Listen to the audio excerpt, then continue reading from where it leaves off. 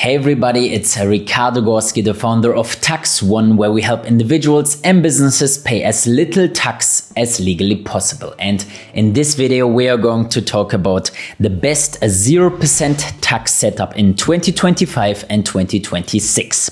It's going to be very interesting, and we start right away with the status quo of most people. And that is, a lot of individuals, entrepreneurs are living in high-tax countries. I myself am a German citizen, and I remember being in Germany, running a GmbH and paying up to 50% in taxes almost. And that is not even the highest tax I've heard. Countries like Belgium go up to 56%. And here we have quite some flux of high-tax countries. So if you're from one of them or from Central Europe, definitely make sure to listen, because there are various different taxes and there is a reason why taxes are so complicated. So I'm going to make a little introduction just so you understand the actual setup later on much better. And that is, in Germany, there are two ways of getting tax. It's one, being self-employed, where income tax, solidarity surcharges, church tax, trade tax, VAT tax, and quite some other contributions, taxes, and smaller fees apply, which leads to something around 40 to 50% in total tax if you're self-employed. In Germany, we have two main legal entities that most entrepreneurs use, and that is a GmbH and a UG. As said, I was running a GmbH in Germany, which led to the fact that I was paying corporate tax or Körperschaftssteuer. I was paying trade tax, Gewerbesteuer with a Hebesatz. So on top of that, there was another tax. On top of that, there was also social contributions, dividend tax, income tax then when I was paying myself a salary, and as said, social insurance, healthcare, various different Vereine in Germany, we call it, where they just wanted to get money from me because I was running a business in Germany, because those taxes were not enough. And I could go on and on with all the taxes, but that's not the main point. This is what we don't want to have. And this is also the reason why we have this millionaire migration right now. This is a visualization of the millionaire migration of 2024, so last year.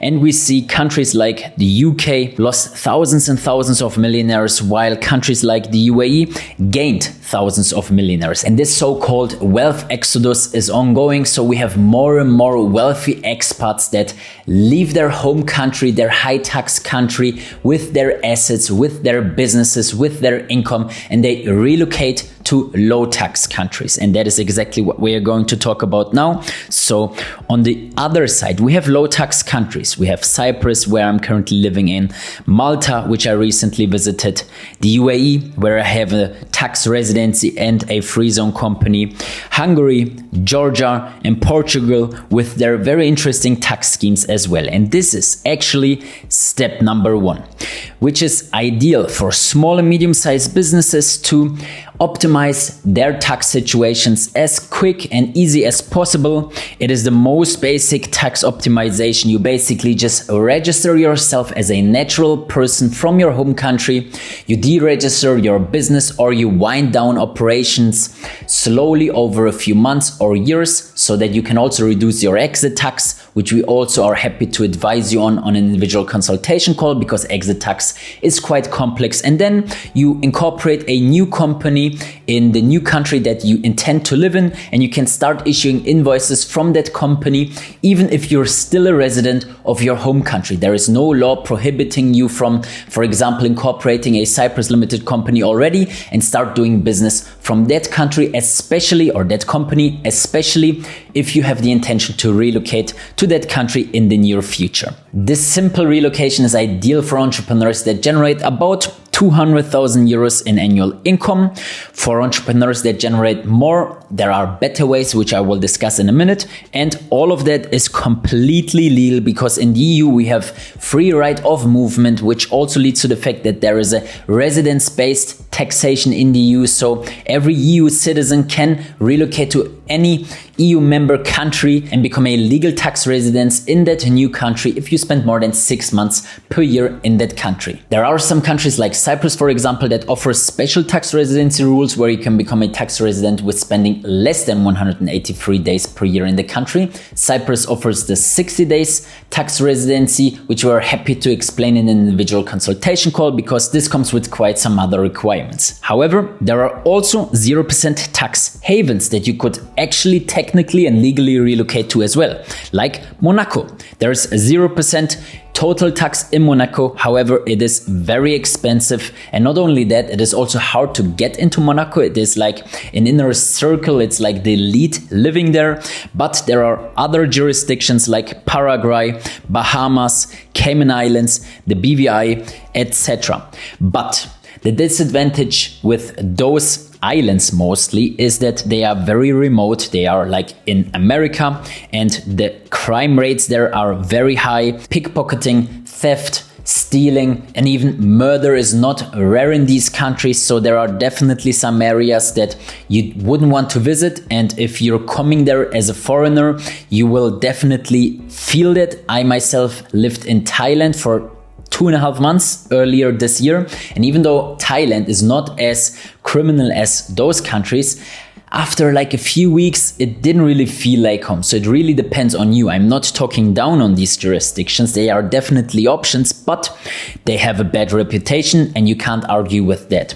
Here in my bookshelf, little library, there is this book, The Panama Papers, and this just confirms that these jurisdictions, they have a bad name for them, and that leads to the fact that you will have a hard time getting bank accounts with a tax residency in those countries, or a manual investigation if you ever were to relocate back to your home country is more common if they see that you lived in Paraguay for a few years and paid 0% tax there and suddenly want to go back to your high tax country. The tax authorities will definitely look into your documents very carefully. But yeah, this is step number 1. As I said, just a simple relocation of yourself and or your business to a low tax country or to a tax haven. But there is further optimization for high net worth individuals and businesses that generate more than 200,000 euros per year, where it makes sense to do quite some other things. And we will discuss that now, because now we're going here to our hypothetical structure of a Cyprus non-dom individual that has the Cyprus permanent residency and is a tax resident in the country of Cyprus by either the 183 days rule or the 60 days rule. And this individual right here owns 2 Cyprus companies. And those 2 Cyprus companies are doing their business. He's running an e-commerce store, he's doing consulting, he has an agency, or whatever it is that he's doing. On all the profit of those 2 companies, this individual is paying a 12.5% corporate tax. However, there is currently a Cyprus tax reform that will most likely be implemented early next year. And in this tax reform, the corporate tax will be increased to 15%. Whether it is 12.5% or 15%, we continue from those Cyprus limited companies with a salary that is taxed at 0% income tax. Why is that? Because this individual is paying himself the minimum salary in Cyprus, which is 1,000 euros per month. This leads to an annual income of 12,000 euros, which doesn't even trigger the income tax in Cyprus, which starts at 19,500 euros and is progressive up to 35% if you earn more than 60,000 euros per year. But this individual right here is smart, and this individual is receiving most of his money from his Cyprus companies through dividends. Because as a Cyprus non-dom, you are exempt from dividend and interest income tax and you pay 0% on that. The only thing you have to contribute is a small NHS contribution of 2.65%, and this is capped at 4,770 euros per year. Now, this is quite interesting, isn't it? But the point that I'm trying to make here is that this individual doesn't necessarily need to run Cyprus companies. He can also have an offshore company. And this offshore company can have an even lower corporate tax than 12.5%. And there are various different jurisdictions that have special tax regimes, exemptions, rules where you can have a lower corporate tax than the one in Cyprus. And this is why it doesn't necessarily need to be a tax haven with the bad reputation. The most important thing is that this offshore company that this individual owns has substance in that country. So no matter which country this individual is using to incorporate a company in, he needs to have a strong reason why he's incorporating the company in that jurisdiction. That is due to two policies or legal frameworks, and that is CFC, Controlled Foreign Companies, and MNC, which is Management and Control Rules. These two frameworks shall not be violated because this is the thin line between tax evasion and tax avoidance, which is legal. And what is legal is to have an international company structure. You can, or everyone can, legally incorporate a company and own shares of companies in any country in the world. And probably one of the best examples for that is Apple. Because if you go through any broker or even your neobank and you buy an Apple stock, which is $200 and something, then you will receive a dividend. And this right here is the dividend history by the official Apple website in the investor relations section, where they show the dividends that they paid out over the last years and quarters and all that. And as you see, they are stating the dividend that each investor gets paid out. So what I'm trying to say here is that by investing into Apple stocks, which anyone can do with just 2 button clicks, you are technically owning a tiny little fraction of an offshore company. And you are even receiving dividends, which we know is dividend tax-free under the non-dom. NHS applies. Very important also, maybe US withholding tax applies. We would need to look into the double tax treaty between where you will be a tax resident and the US, whether or not a withholding tax applies. For example, for the UAE, as of the time of recording this video, there is no double tax treaty between the UAE and the US. So a 30% withholding tax applies, which is quite disadvantageous for traders that trade US stock markets or own private companies in the US. Between Cyprus and the US, there is a double tax treaty in place, which would save you from that withholding tax. But again, the main point I'm trying to make here is that offshore does not mean a shady tax haven per se. It just means, by definition, that you own a company outside of your residence country. And so now, from here, we continue with the requirements of the offshore company. And that is one, as we already mentioned, it needs to be a justifiable jurisdiction. If at any point in the future tax authorities will ask you why you incorporated that offshore company or why you run that business in another jurisdiction than your country of residency, then you need answers. And this is defined by factors like where decisions are being made for this business, where contracts are signed, where operations are being made, where key factors are done for this specific company. Also, who has banking access to that company. And that is why it is so important to have partners involved in your business that are a resident of the offshore jurisdiction. And if you do not have partners in these jurisdictions, then you can use service providers that offer services like nominee, secretary,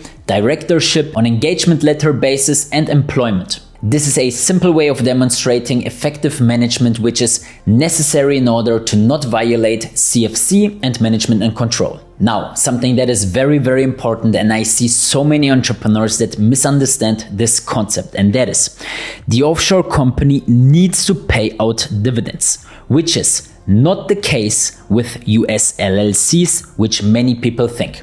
I know a lot of people that run US LLCs and they think that if they pay themselves from this US LLC, that their income from that US LLC is tax-free. But this is not the case, simply because of the fact that US LLCs do not pay out dividends. Wyoming and Delaware LLCs do not do that. They are pass-through companies, and what you receive as a natural person if you pay yourself money from them is profit allocation, and profit allocation is taxed in Cyprus under personal income tax, which means if you receive more than 60,000 euros in personal income, you are paying 35% on the dividends from your US LLC, which is tax-free, not So please don't do this mistake as many others, and this is why we always recommend to book an individual consultation call where we look at your specific case, your structure, and what is best for you. Anyway, let's continue with substance, and this is actually connected to the justifiable jurisdiction. And here I have one example. There is another jurisdiction, Hong Kong, for example, which also a lot of people exploit. However, then I ask these individuals, have you ever been to Hong Kong? I mean, it is literally the other end of the world. And if you never stepped foot into Hong Kong, it is hard to justify why you have a Hong Kong company. A good example would be the UAE. The UAE is very close to Cyprus, and so I can justify my company in the UAE because I regularly visit the UAE. And also another advantage of the UAE, for example, is that you have banking access. You can open up bank accounts like WEU or Revolut very soon with your Dubai company, and with your Cyprus company, you can even open up many more bank accounts. Talking about the UAE, you probably already guessed it. This is the offshore company that I'm currently recommending because it is an international business hotspot. There are many entrepreneurs in the UAE. Whenever I'm in the UAE, I'm visiting a lot of networking events and seminars. The UAE is one of the best destinations for big events from various different business sectors, and this leads to the fact that you can actually find business partners there which can fulfill substance in the UAE. For example, if you do not want to work with service providers, which is probably the simplest solution. But another good point about the UAE for me specifically and a lot of our clients is the geolocation, because Cyprus is actually right in the middle between the home country of many of our clients and the UAE. So when your home base is in Cyprus, you can be in the UAE in 4 hours and in your home country in 4 hours, whether it is the UK or Germany or any other country where you are from. And now, even though we talked quite a lot, now it's getting interesting.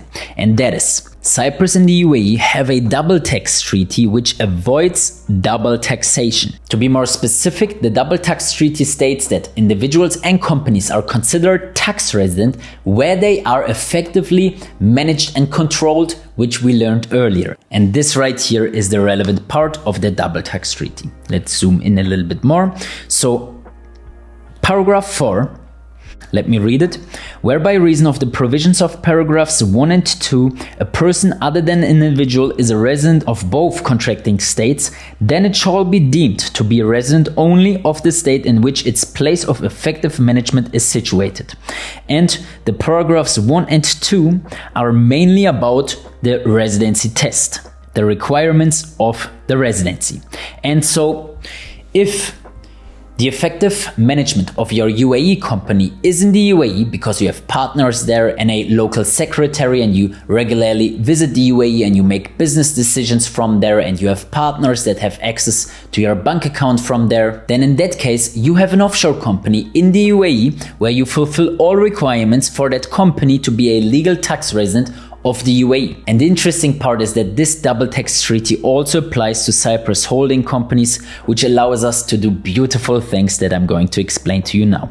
So let's look at this beautiful drawing from me. And again, we have a hypothetical person, and let's first look at the right side right here. This person has a trading company, trades via invoices, and with trading it can be any business, it can be services, it can be e-commerce, it can be anything operational, and any of that income, any of the profits under that company is taxed at 12.5% if it's a Cyprus limited company. But now we look at the left side, and here instead of having the trading company only, we first have a holding company, and this holding company then holds 100% of trading company 1, investment number 2, and asset number 3. To give you a little bit of a better explanation, let's look at the following example, and that is you own a website domain under your trading company and you want to sell it. Then you issue an invoice and you pay 12.5% or 15% in the near future on the profits of that sale. But if you have a holding company and this holding company owns a company that owns the domain as an intellectual property, then you can sell the whole company 100% of the shares at 0% capital gains tax. And this is one example of why holding structures make so much sense for serious entrepreneurs. And definitely remember that, because this will be relevant in a minute. And before we discuss the actual 0% tax structure, I quickly want to mention another vehicle that we have here in Cyprus, and that is the Cyprus International Trust. The Cyprus International Trust is the cherry on top for all wealth protection purposes, because you can be the settler that transfers or settles all of your assets. And we are talking about properties here. We are talking about any kind of investment that you made in the past into the Cyprus International Trust. And then we will assign a legal trustee, and all the assets that are in the Cyprus International Trust will be at some point in the future transferred to beneficiaries that can be individuals like your kids or your wife, for example. But why is that so beneficial? And the answer is that after a waiting time of 2 years, the assets are decoupled from you. So you do not legally own those assets anymore, which can be helpful in cases like legal actions against you, insolvency, or maybe even divorce cases. In that case, it actually wouldn't be wise to have your wife as a beneficiary, but we can discuss this in an individual consultation call. Next is the 0% inheritance tax. And this is so powerful and totally underestimated in my eyes, because the Cyprus International Trust bypasses any inheritance and probate laws in any country. Meaning, no matter where the beneficiaries of the trusts reside, they will enjoy a 0% inheritance tax. And this is the perfect wealth and asset protection for you as a family office. And yes, of course, this is 100% legal and an EU-approved vehicle for high net worth individuals. And as this video is about 0% taxes, I just wanted to mention it. Now we are coming to the final part, the actual 0% tax structure, which is a Cyprus holding with a UAE trading company. So we have a hypothetical person again that owns a Cyprus holding company. This person is a non-dom, of course. The Cyprus holding owns 100% of the UAE trading company. The UAE trading company has its effective management in the UAE, and now the official corporate tax in the UAE is 9%. But now listen carefully, because the first 375k AED are actually tax-free. So there is 0% corporate tax on the first about 60,000 euros as of today's conversion. In addition to that, it is still possible to enjoy the SBR, which is the small business relief, in 2025 and 2026. What is the small business relief? It is a tax exemption by the UAE government for businesses that are small and just generate an annual income of 3 million dirhams. That is about 700,000 euros in today's conversion. So now we're getting to the juicy part, because the UAE trading company pays 0% on the first 700,000 euros, which is a lot of money for most entrepreneurs. Then we shift those profits to the Cyprus company via dividend, which is completely tax-free. And on top of that, we can even delay the 2.65% NHS contribution, which means we are literally completely tax-free. From the Cyprus holding company, we can then again create trading companies, we can invest in assets, we can invest in startups, and of course we can even get paid personally. The only thing that applies here then is the NHS, because upon dividend distribution to natural persons, the NHS contribution applies. Alright guys, now finally I just want to mention a few important notes regarding this structure, and that is one, a common question that I get is, okay, but why do I even need a holding structure in the first place? Can I not just issue an invoice from my UAE company to my Cyprus company and pay 0% tax there? And the answer is no, because of the transfer pricing rules, which prohibits invoices or trading between two companies where the UBO is the same. UBO means ultimate beneficial owner, and as you are the shareholder of both companies, you cannot just create invoices and shift profits to wherever it is more favorable, because this is not allowed. Another important note that we already discussed is that the UAE entity needs management and control in the UAE. And even though this may sound hard because you have never been in Dubai or you don't know anyone there, you have no friends or partners there, then we can definitely help you out with that. Just make sure to reach out to us on Tax.One and we will discuss everything in an individual consultation call. But